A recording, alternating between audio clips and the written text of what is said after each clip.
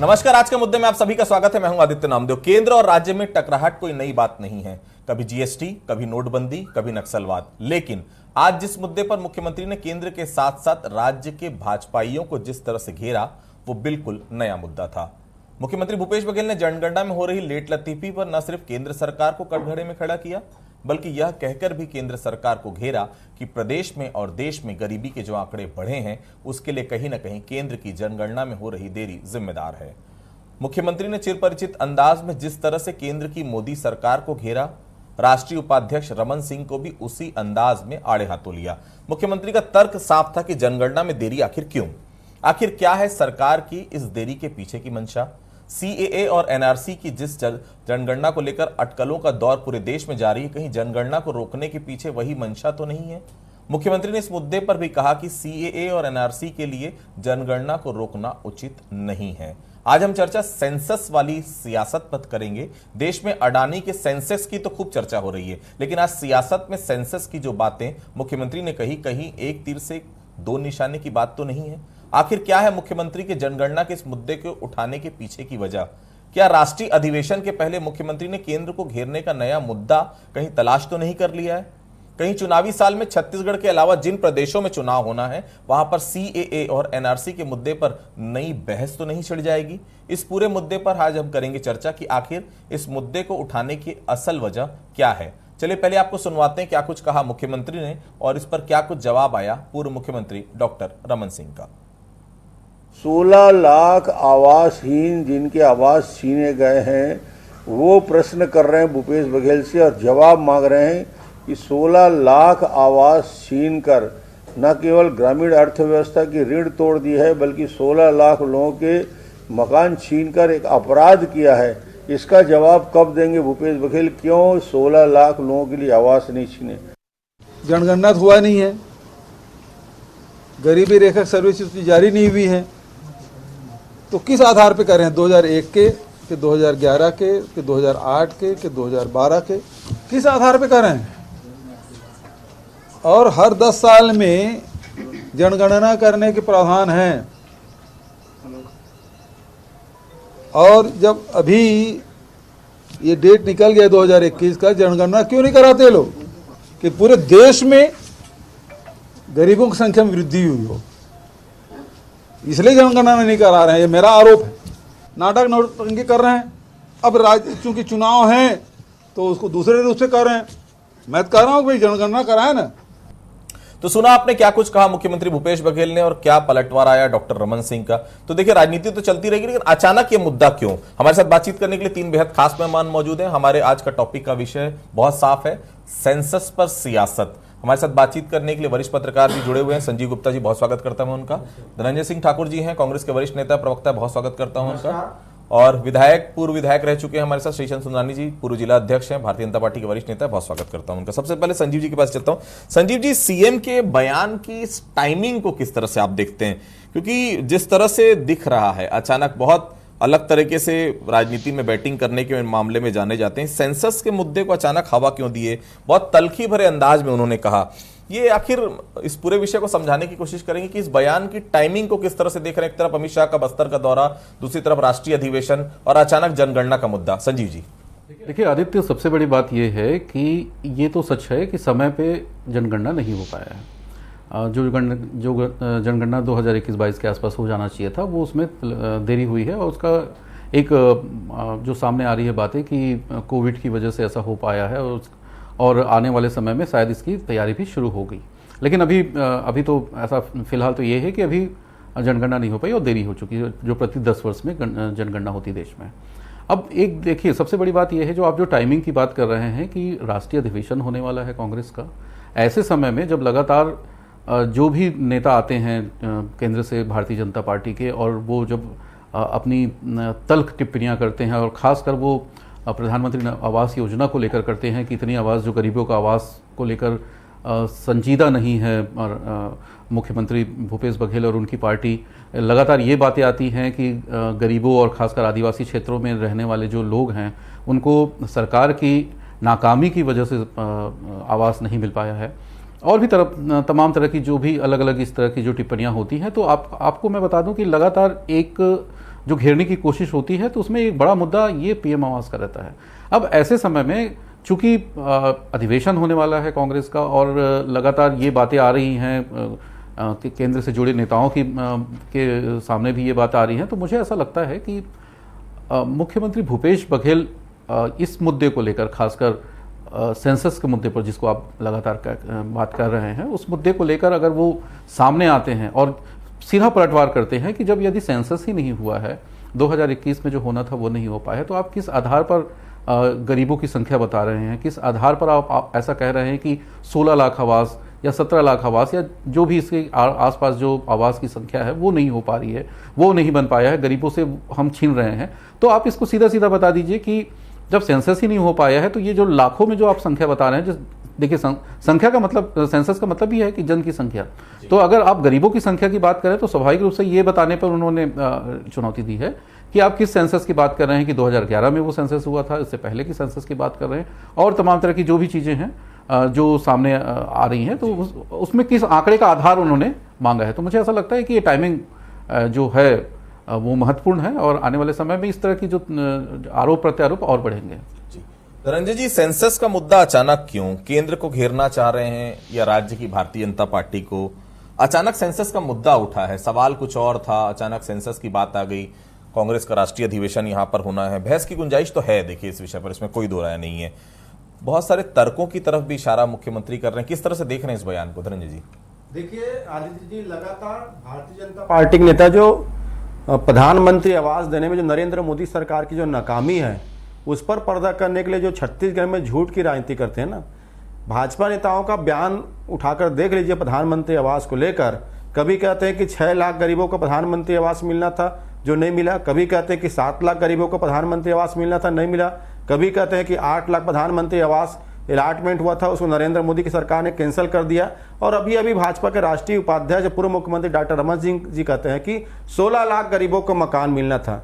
अरे भाई, डॉक्टर रमन सिंह जी को तथ्य बताने चाहिए ना, 15 साल मुख्यमंत्री थे, भारतीय जनता पार्टी के राष्ट्रीय उपाध्यक्ष हैं। अगर 16 लाख गरीबों के मकान की बात करते हैं तो उनके पास कोई डाटा तो होगा, कोई फैक्ट तो होगा कि हाँ 16 लाख गरीबों ने प्रधानमंत्री आवास के लिए आवेदन किया था, ये कुछ फैक्ट उनके पास होंगे कि हवाई बात कर रहे हैं। और जब प्रदेश में और देश में 2011 के बाद जनगणना नहीं हुआ है, जनगणना कार्यक्रम को नरेंद्र मोदी की सरकार रोके रखी हुई है और कहीं ना कहीं जो देश की जनता, जो गरीब जनता है, उसके अधिकार पर डाका डालने काम कर रही है। क्योंकि जनगणना जब होंगे ना तो 9 साल की जो विफलताएं नरेंद्र मोदी सरकार की है, जैसे रोजगार इसमें छीना गया पूरे 9 साल के भीतर में, बेरोजगारी के मामले में देश 45 साल पुराने हालात पर खड़े हुए हैं। नोटबंदी के बाद जो परिस्थितियां उत्पन्न हुई है, कई ऐसे लोग हैं जो अच्छे पोजीशन पर था वो भी बीपीएल के नीचे आ चुके हैं, बर्बाद हो चुके हैं। तो क्या यही डर है नरेंद्र मोदी सरकार को कि जनगणना कराते हैं तो नरेंद्र मोदी सरकार की नाकामी सामने आ जाएगी? और ये बात इसलिए उठाया जा रहा है कि अगर प्रदेश के भाजपा के नेता ये कह रहे हैं कि 16 लाख गरीबों को मकान नहीं मिला है, तो भाई डाटा और फैक्ट बता दीजिए कि 16 लाख गरीबों ने आवेदन किया था, वो आपका ऐसा होंगे तो आप सार्वजनिक कर दीजिए। यही तो सवाल उठाए मुख्यमंत्री भूपेश बघेल जी, क्योंकि लगातार भाजपा नेता झूठ बोलकर गुमराह करके नरेंद्र मोदी सरकार के प्रधानमंत्री आवास को लेकर जो कमियां हैं, जो नाकामी है, उसको पर्दा कर रहे हैं। ठीक, श्रीचंद जी, आप लोगों का फोकस बस्तर पर है, नजर आ रहा है। बस्तर में नड्डा जी गए, अब अमित शाह आ रहे हैं, बस्तर में अमित शाह आ रहे हैं, अभी से आप लोगों ने कहीं ना कहीं कैंपेनिंग शुरू कर दी है और काम भी है, भारतीय जनता पार्टी माहौल बना रही है। ये सीए और एनआरसी का मुद्दा निश्चित तौर पर लगातार उठ रहा है और कहीं ना कहीं उसको जोड़कर मुख्यमंत्री ने निशाना साधा है कि जनगणना में देरी मेजर कारण सीए और एनआरसी है। किस तरह से देख रहे हैं इस मुद्दे के सामने आने के बाद? देखिए, जहाँ तक भूपेश बघेल जी और मुख्यमंत्री जी का सवाल है, निश्चित रूप से वो एक ही अभियान में लगे रहते हैं। अपनी विफलताओं को छुपाना, केंद्र को दोषी बताना, मोदी जी को दोषी बताना और सरकार भारतीय जनता पार्टी की, केंद्र की सरकार को दोष के कटघरे में खड़ा करना। और ये सबसे अच्छा रास्ता है अपनी विफलताओं को छुपाने का। और हमेशा भूपेश बघेल अपनी विफलताओं को छुपाने के लिए जनता के बीच में भ्रम फैलाने का काम करते हैं। निश्चित रूप से 2011 के बाद जनगणना नहीं हुई है, जनगणना होनी चाहिए थी, 21 में तक हो जानी चाहिए थी, लेकिन बड़े दुर्भाग्य से इस देश में 2 साल तो कोरोना महामारी के चलते निकल गया, विलम्ब उसके कारण से हुआ। अब निकल गया ना, अब कब? अब तो जल्द करेगी ना केंद्र सरकार, उसकी तैयारी में भी है और निश्चित रूप से इसके परिणाम भी हम सबके सामने आएंगे। सृजन हम जी, 16 लाख का फिगर अगर हम कहते हैं तो हम इस बात को लेकर कहते हैं कि डॉक्टर रमन सिंह जी 3 बार मुख्यमंत्री रहे, 15 साल तक छत्तीसगढ़ के मुख्यमंत्री रहे और प्रधानमंत्री आवास योजना में बड़े पैमाने पर उन्होंने शहरों में भी और ग्रामीणों में भी, गांवों में भी प्रधानमंत्री आवास बड़ी संख्या में बनवाए। केंद्र से 16 लाख मकानों का पैसा आया गरीबों को अपनी छत मुहैया कराने के लिए, क्योंकि मोदी जी का ड्रीम प्रोजेक्ट था। प्रधानमंत्री मोदी जी चाहते थे कि 2022 तक पूरे देश में कोई आवासहीन व्यक्ति न रह जाए, अपनी छत हर व्यक्ति के पास हो, पक्का मकान उसके पास हो। इस हेतु केंद्र से राशि भेजी गई, लेकिन वह राशि इसलिए वापस चली गई कि भूपेश बघेल की यहाँ की जो दिवालिया सरकार है, जो आर्थिक रूप से टूट चुकी है, वो सरकार ने अंशदान नहीं दिया। इस कारण केंद्र को राशि लौट गई। कहीं न कहीं गरीबों के साथ जनगणना होगी कब सुधानी साहब, ये तो बता दीजिए। जनगणना 2 साल लगते हैं जनगणना पूरी होने में, आज आप शुरू करेंगे तो 2 साल का समय कम से कम लगेगा। जल्द शुरू होगी, आप देखिएगा समय पे शुरू होगी और जल्द शुरू होगी और जल्द पूरी भी करने का प्रयास करेंगे सभी राज्य सरकारों के सहयोग से। संजीव जी, ये बीजेपी से सवाल पूछा गया है और बस्तर पर लगातार फोकस रहा है और मुख्यमंत्री जानते हैं कि अगर अमित शाह आ रहे हैं तो निश्चित तौर पर यह मुद्दा भी उठेगा, क्योंकि सीए एनआरसी छत्तीसगढ़ का मुद्दा नहीं है, लेकिन जहां जहां इलेक्शन होने हैं बाकी राज्य में वहां के लिए बड़ा मुद्दा है। सवाल पूछा जाएगा, बैकफुट पर बीजेपी को लाने की कोशिश है। और सबसे बड़ी बात है, क्या ये वाकई में देश में गरीबी के पीछे वाकई में जनगणना नहीं होना एक बड़ा कारण है, जो आंकड़े लगातार बढ़ते हुए नजर आ रहे हैं? संजीव जी, बता दूं आदित्य, गरीबी के पीछे जनगणना नहीं होना कभी नहीं होता है। ठीक है, आंकड़े आपको नहीं मिल पा रहे हैं, लेकिन आपकी योजनाएं तो चलती जाती। देखिए, जनगणना करने का सबसे बड़ा उद्देश्य ये था जब शुरुआत की गई कि हमें पता चले कि किस वर्ग को क्या देना है, किस हिसाब से देना है, कितना सहयोग देना है, किस हिसाब से उनके लिए योजनाएं चलाई जाएंगी और किस तरीके से उन तक वो योजनाओं के चलाने के बाद उन तक वो योजनाएं पहुंचाई जाएंगी। अब इसमें सबसे बड़ा जो रोल प्ले करते हैं उसमें सभी जो हैं कार्यपालिका है उसमें बड़ा रोल प्ले करता है, जो कलेक्टर होते हैं और भी दूसरे अधिकारी होते हैं। उन योजनाओं को उन तक गरीबों तक पहुंचाने के लिए, किसी खास वर्ग तक पहुंचाने के लिए जिनके लिए योजनाएं बनाई जाती हैं, उन योजनाओं को पहुंचाने के लिए कार्य करते हैं। उसमें जनगणना का बड़ा योगदान होता है। अब दूसरी सबसे बड़ी बात है, जो आप जो कह रहे हैं, जो राजनीतिक इसके पीछे की राजनीति यह है कि भारतीय जनता पार्टी लगातार राज्य सरकार को केवल जो बड़ा मुद्दा है जो राज्य सरकार के लिए भारतीय जनता पार्टी के पास है, जो जिसमें वो घेरना चाह रही है, वो है पीएम आवास की। इन बार बार ये बातें उठ रही है कि राज्य सरकार की नाकामी की वजह से राज्य में पीएम आवास नहीं मिल पाया है और उससे गरीब परेशान हो रहे हैं। अब सबसे बड़ी बात ये होती है कि ये केवल आरोप प्रत्यारोप का समय नहीं है, केवल राज्य सरकार और केंद्र सरकार के आरोप प्रत्यारोप का समय नहीं है या मुद्दा नहीं है, केवल भारतीय जनता पार्टी या कांग्रेस के बीच का मुद्दा नहीं है, ये मुद्दा है गरीबों का। अब यदि आप इसमें राजनीति करने में ही अगर सारा समय व्यर्थ करते हैं, अगर आप सारा का सारा जो अपनी एनर्जी है वो सिर्फ इसमें लगा देते हैं कि हम आरोप और प्रत्यारोप लगाएं, तो गरीबों के लिए आप काम कब करेंगे?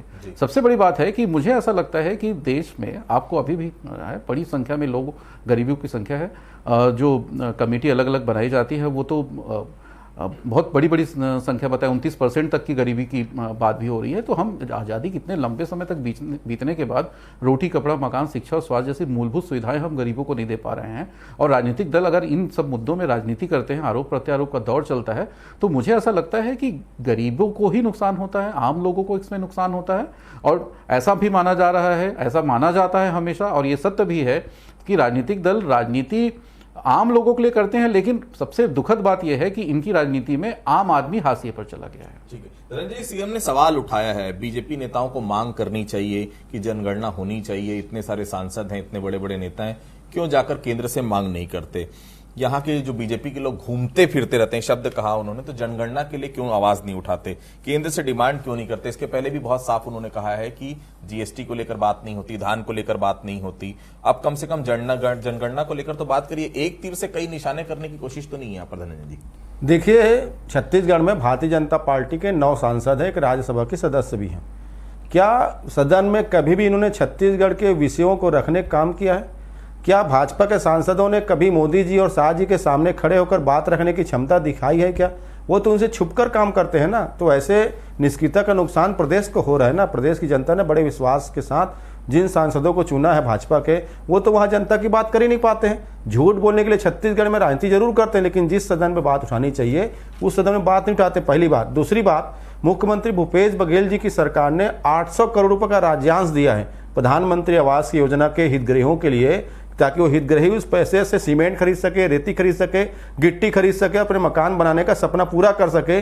दुर्भाग्य की बात है, नरेंद्र मोदी की सरकार वो 800 करोड़ रुपए तो राज्य सरकार से ले ली, लेकिन प्रधानमंत्री आवास योजना की जो केंद्रांश की राशि होती है वो ना तो केंद्रांश की राशि दे पाई, ना तो उनको अलॉटमेंट करने का काम किया है। और जो 16 लाख का जो गुनगार है, मैं तो कह रहा हूँ ना, मैं तो दावा कर रहा हूँ, चैलेंज कर रहा हूँ, यही वो भाजपा के नेता हैं जो 2 महीने पहले 7 लाख 6 लाख बोलते थे, 8 लाख बोलते हैं, आज 16 लाख बोल रहे हैं। अभी देखिएगा चुनाव आते आते तक ये 50 लाख तक पहुंच जाएंगे। तो करवा लीजिए ना भाई, आप करवा लीजिए सर्वे, क्यों नहीं करवाते जनसंख्या का सर्वे? किस बात का डर है कि 9 साल में नरेंद्र मोदी ने जो देश को तबाह कर दिया वो जनगणना से उजागर हो जाएगा? देश में गरीबों की संख्या बढ़ गई क्या? इस बात के लिए नरेंद्र मोदी सरकार डर रही है? जिस प्रकार से देश में आर्थिक आपातकाल चल रहा है, जिस प्रकार से देश में रोजगार के गंभीर संकट चल रहे हैं, जिस प्रकार से व्यापार व्यवसाय जोखिम में चल रहा है, तो क्या इसी डर नहीं करा पा रहे हैं 2011 सर्वे? और 16 लाख, एक सेकंड सुंदरन जी, एक सेकंड, और 16 लाख अगर आप दावा कर रहे हैं तो मैं इसी टीवी के माध्यम से जनता पूरा आपसे पूछ रहा हूं, वो 16 लाख हितग्राहियों का नाम आप सार्वजनिक कर दीजिए। सुंदरन जी। निश्चित रूप से धनंजय ठाकुर जी ने बड़ा अच्छा प्रश्न खड़ा किया आदित्य जी। मैं बहुत ही जल्दी आपको कुछ ही दिनों के अंदर आपको प्रदेश के सभी 90 विधानसभा क्षेत्रों में, सभी जिलों में, सभी तहसील स्तर पर लोगों ने आंकड़े एकत्रित किए, लोगों के फॉर्म भरवाए हैं, लोगों के नामजद मोबाइल नंबर के साथ, गांव में रहने वाले लोगों का डिटेल के साथ प्रधानमंत्री आवास योजना के हकदारों की सूची आपको तत्काल उपलब्ध होगी, बहुत जल्द उपलब्ध होगी, और इसको हम सार्वजनिक दस्तावेज करेंगे और मुख्यमंत्री को भी आपके पास है ना, लगातार काम चल रहा है, लगातार काम चल रहा है। और 16 लाख का तो प्रधानमंत्री से मतलब आप हवा में बात कर रहे हैं तो तय हो गया। हवा में बात नहीं कर रहे हैं, अगर 16 लाख हवा में बात नहीं कर रहे हैं, तथ्यात्मक बात कर रहे हैं, आप तो तथ्यात्मक बात कर रहे हैं। आपको एक एक फॉर्म देंगे हम, 16 लाख का दिखा देते हैं, और आपको तो 16 लाख का पैसा दिखा दो ना, केंद्र से आया भाई, केंद्र से आया, जिसको आपने लौटा दिया,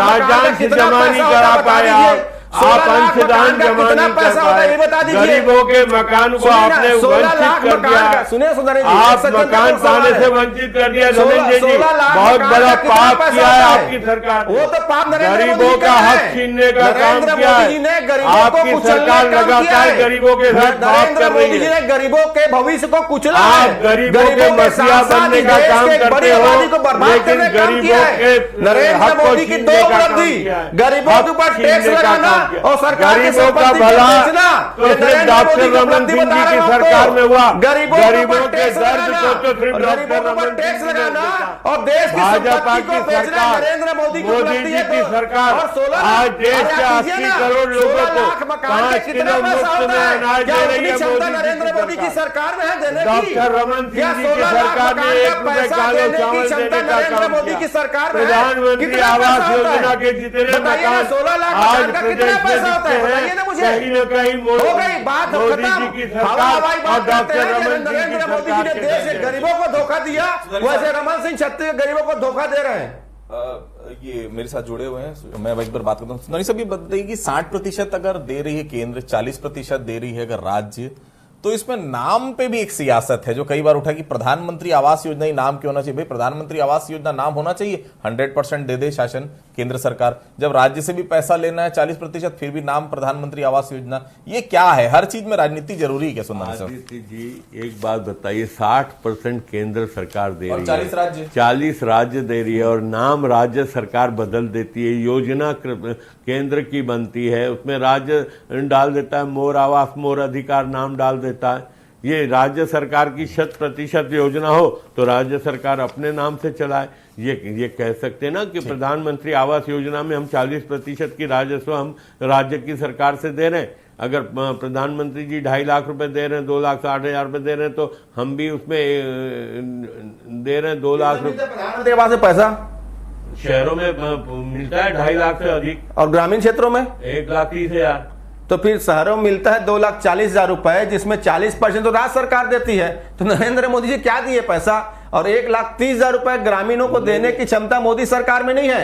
अडानी को 7 लाख करोड़ दे दिए, रेलवे दे दिए, कोयला दे दिए, बैंक दे दिए, राशि दे दिए, पर गरीब जनता को आप सीधा जवाब क्यों नहीं देते? आप सीधा जवाब क्यों नहीं देते? आप क्यों केंद्र का पैसा वापस चला गया? प्रधानमंत्री आवास योजना का पैसा कैसे वापस चला गया? प्रधानमंत्री आवास योजना का पैसा अंशदान के कारण क्यों वापस चला गया? आप ये बताइए, गरीबों के आवास का पैसा दिल्ली वापस क्यों गया? 20,000 करोड़। आप दिल्ली कैसे वापस चला गया?